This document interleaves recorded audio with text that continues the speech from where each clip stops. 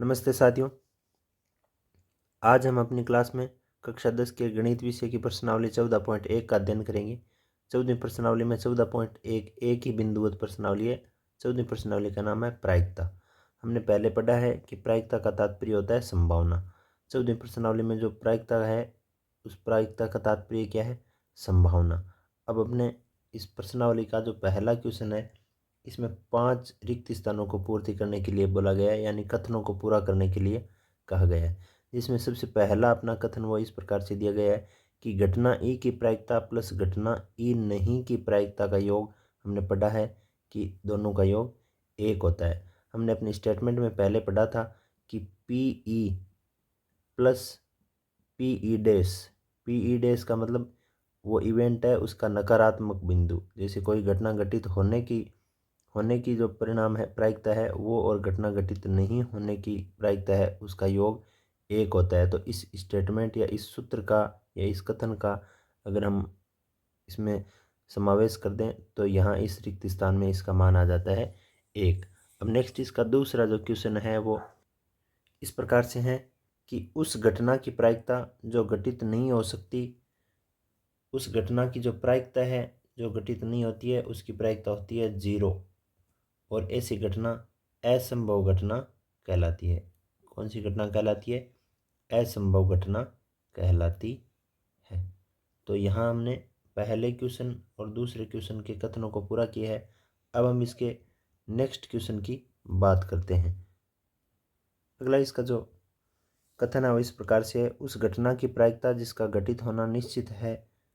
उस घटना की प्रायिकता कितनी होती है? जो निश्चित रूप से घटित होती है उसकी प्रायिकता होती है 1। ऐसी घटना को निश्चित घटना कहते हैं। निश्चित घटना कहते हैं। निश्चित या आवश्यक बोल दो या अवश्य घटना बोल सकते हो। उस घटना को अवश्य घटना या निश्चित घटना, वो घटना कैसी घटना कहलाती है?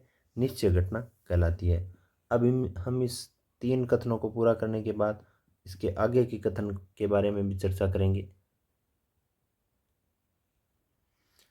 नेक्स्ट इसका क्वेश्चन है, कथन है किसी प्रयोग की सभी प्रारंभिक घटनाओं की प्रायिकताओं का योग 1 होता है। इसका सही उत्तर हो जाएगा 1। यानी कोई भी प्रयोग होता है उसमें प्रारंभ की जितनी भी घटनाएं होती है उन सभी घटनाओं की प्रायिकताओं की बात करें तो सारी घटनाओं की प्रायिकताओं का योग कितना होता है?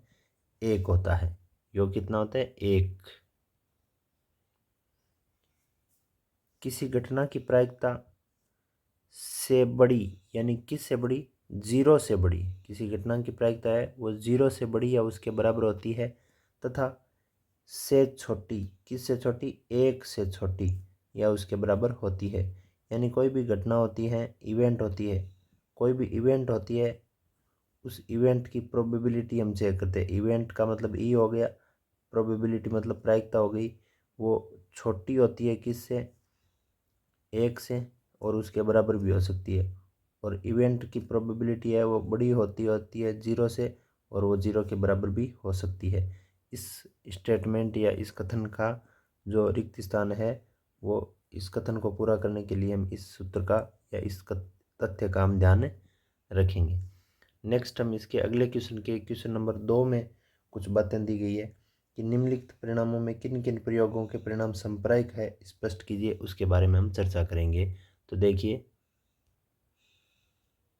क्वेश्चन नंबर 2 में पूछा है कि निम्नलिखित में से किन किन प्रयोगों के परिणाम संप्रायिक है। संप्रायिक मतलब समान प्रायिकता आएगी, स्पष्ट करना है। एक ड्राइवर कार चलाने का प्रयत्न करता है, कार चलना प्रारंभ हो जाती है या कार चलना प्रारंभ नहीं होती। ये कार चलना प्रारंभ हो जाती है इसकी प्रायिकता, और या फिर कार चलना प्रारंभ नहीं होती इसकी प्रायिकता समान है या नहीं है। तो ये समसंभावी नहीं है, ये समसंभावी परिणाम नहीं है। इसका कारण क्या है?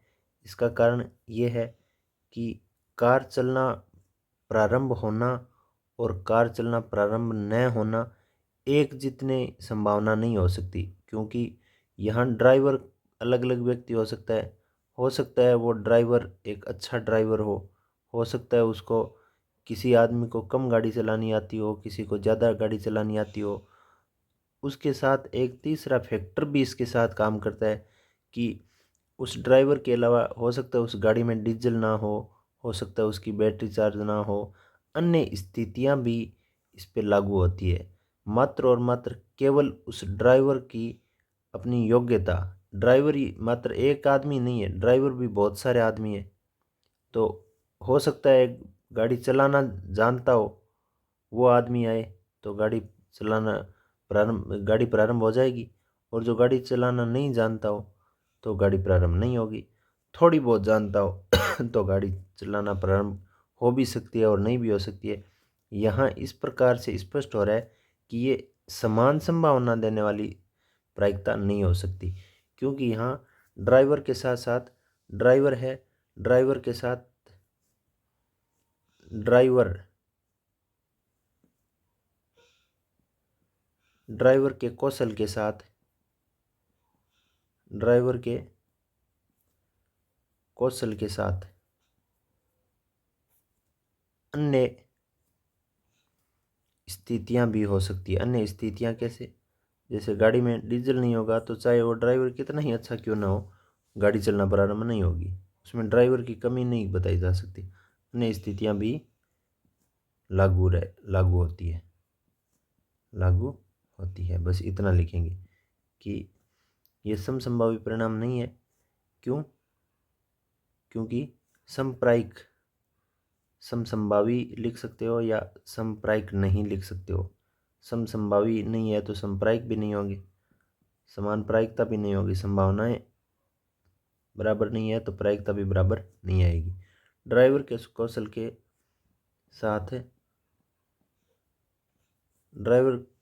साथ अन्य स्थितियां भी लागू होती है, इसलिए ये समसंभावी या समप्रायिक घटना नहीं हो सकती। इसका जो दूसरा बिंदुवत कथन है वो इस प्रकार से है, प्रयोग है। एक खिलाड़ी बास्केटबॉल को बास्केट में डालने का प्रयत्न करती है, वह बास्केट में बॉल को डाल पाती है या नहीं, बताइए कि ये जो प्रयोग है ये समप्रायिक है या नहीं है। यानी बास्केट में बॉल डल पाना या नहीं डल पाना समान ही है क्या, इसकी संभावनाएं समान है या अलग अलग है। तो यहाँ देखिए ये जो है ये घटना समसंभावी या समप्रायिक नहीं है। समसंभावी बोल दो या समप्रायिक बोल दो, ये घटना समसंभावी या समप्रायिक नहीं है। इसका कारण ये है कि मान लीजिए कि कोई बास्केटबॉल में बॉल डालने का प्रयत्न किया जाता है, तो इसका मतलब इसमें बॉल डाल पाना या बॉल का नहीं डाल पाना सिर्फ उस खिलाड़ी के प्रयत्न का दो ही परिणाम नहीं हो सकता। उस खिलाड़ी के प्रयत्न के साथ साथ यहाँ अन्य परिस्थितियाँ भी हो सकती है। जैसे अगर तेज हवा चल रही हो तो वो भले ही कितना ही अच्छा टैलेंटेड खिलाड़ी क्यों ना हो, वो बॉल उसमें नहीं जाएगी। यानी उसके जो प्रयत्न के साथ साथ अन्य परिस्थितियाँ भी यहाँ पे लागू होती है। इस घटना में हम ऐसे लिखेंगे, इस घटना में यहाँ अन्य परिस्थितियाँ भी लागू होती है, अतः ये जो प्रयोग है इस प्रयोग की प्रायिकता समप्रायिक नहीं होगी। तो हम इसके बारे में लिखेंगे कि ये प्रयोग समसंभावी या समप्रायिक नहीं है। क्यों? क्योंकि इस प्रयोग में खिलाड़ी के प्रयत्न के साथ अन्य परिस्थितियाँ, जैसे हो सकता है तेज हवा चले, अंधेरा हो, या खिलाड़ी का अलग अलग कौशल, अलग खिलाड़ी हो सकता है तो उसकी खेल की जो कौशल है वो भी अलग अलग हो सकता है, आदि के परिणाम भी अपना प्रभाव दिखा सकते हैं। अतः यह प्रयोग समप्रायिक नहीं है, क्योंकि यहाँ केवल और केवल खिलाड़ी का जो प्रयत्न है वो केवल दो परिणाम ही दे, ये उस खिलाड़ी के कौशल पर निर्भर नहीं करता। अन्य जो परिस्थितियां हैं वो भी इसमें अपना प्रभाव दिखा सकती है। इस घटना का घटित होना या न होना सिर्फ खिलाड़ी के प्रयत्न पे निर्भर नहीं है, अन्य परिस्थितियां भी इसमें शामिल हो सकती है। अतः ये जो प्रयोग है ये समसंभावी होना संभव नहीं है, यानी ये समसंभावी नहीं हो सकता। ये क्या है, संप्रायिक भी नहीं है, समसंभावी नहीं है, तो संप्रायिक भी नहीं है। अगला इसका तीसरा स्टेटमेंट है, एक सत्य असत्य प्रश्न का अनुमान लगाया जाता है, उत्तर सही है या गलत। यहाँ देखिए ये जो प्रयोग है ये बिल्कुल समसंभावी या संप्रायिक होगा, समसंभावी या संप्रायिक होगा। इसका कारण ये है कि यहाँ चाहे कैसी भी परिस्थिति हो, कैसी भी स्थिति हो, कुछ भी, किसी को कुछ आता हो या न आता हो, अगर उसको पता है तो वो सही उत्तर दे पाएगा, अगर नहीं पता है तो वो गलत ही उत्तर देगा, क्योंकि इन दो के अलावा कोई यहाँ पे सत्य और असत्य के अलावा कोई भी यहाँ स्थिति या परिस्थिति लागू नहीं होती। ये सांप्रदायिक है क्योंकि सत्य तथा असत्य उत्तर के अलावा, सत्य तथा असत्य उत्तर के अलावा, उत्तर के साथ या उत्तर के अलावा बोल दे, उत्तर के साथ कोई अन्य स्थिति लागू नहीं हो सकती, कोई अन्य स्थिति या परिस्थिति। या जैसे मैं मान लीजिए हमने पहले क्वेश्चन में तेज हवा, अंधेरा या खिलाड़ी का कौशल अलग अलग परिस्थिति पैदा कर सकता था, लेकिन यहाँ बच्चा चाहे कितना ही बदल किया जाए, यहाँ सिर्फ और सिर्फ दो ही स्थितियाँ हैं, या अगर वो ये सही कर देता तो सही, अन्यथा वो गलत। तो सत्य और असत्य उत्तर के साथ कोई अन्य स्थिति या परिस्थिति, अन्य स्थिति या परिस्थिति अपना प्रभाव नहीं दिखा सकती, अन्य स्थिति या परिस्थिति अपना प्रभाव नहीं दिखा सकती। अतः ये क्या है, प्रभाव अपना प्रभाव नहीं दिखा सकती। ओके, ये बात आपके ज़रूर समझ में आ गई होगी। ये सांप्रदायिक है क्योंकि सत्य असत्य के अलावा यहाँ कोई, एक बच्चे का जन्म होता है, वह एक लड़का है या लड़की है, ये घटना कैसी है, सांप्रदायिक है। इसके बारे में आप स्वयं थोड़ा विचार कीजिए कि ये सांप्रदायिक क्यों है। क्योंकि अगर कोई बच्चा जन्म लेता है तो लड़का और लड़की के अलावा कोई भी तीसरा यहाँ पे ऑप्शन या तीसरी कोई स्थिति या परिस्थिति यहाँ लागू नहीं हो सकती। अगर लड़का होगा तो लड़का होगा, अगर लड़का नहीं हुआ तो केवल और केवल लड़की ही हो सकती है। दो ही यहाँ पे स्थितियाँ हैं। अतः ये घटना क्या है, सांप्रदायिक है। इसके बारे में आप यहाँ भी लिख सकते हो, लड़का तथा लड़की के साथ कोई अन्य स्थिति या परिस्थिति अपना प्रभाव नहीं दिखा सकती। अतः ये क्या है, सांप्रदायिक घटना है, सांप्रदायिक घटना है, या सांप्रदायिक प्रयत्न बोल सकते हो, या सांप्रदायिक प्रयोग बोल सकते हो। ओके, अब हम इसके तीसरे क्वेश्चन के बारे में पढ़ेंगे। अगला तीसरा क्वेश्चन अपनी बुक में इस प्रकार से दिया गया है कि फुटबॉल के खेल को प्रारंभ करते समय यह निर्णय लेने के लिए कि कौन सी टीम पहले बॉल लेगी, उसके लिए सिक्का उछालना एक न्याय संगत विधि क्यों माना जाता है, सिक्का क्यों उछाला जाता है। अब हमें इसका उत्तर अगर तलाशें तो इसका उत्तर ऐसा हो सकता है, क्योंकि कोई भी खेल होता है, फुटबॉल का खेल होता है, क्योंकि खेल में दो टीमें होती हैं, क्योंकि खेल में दो टीमें भाग लेती है। कितनी टीमें भाग लेती है, दो टीमें भाग लेती है, दो टीमें भाग लेती है, तथा सिक्के को उछालने पर, सिक्के को उछालने पर दो ही परिणाम क्या क्या आ सकते हैं, दो ही परिणाम आ सकते हैं, चित्त या पट, दो ही परिणाम आने की संभावना होती है, संभावना होती है। जो सांप्रदायिक होते हैं, जो सांप्रदायिक घटना है, जो सांप्रदायिक घटना है, अतः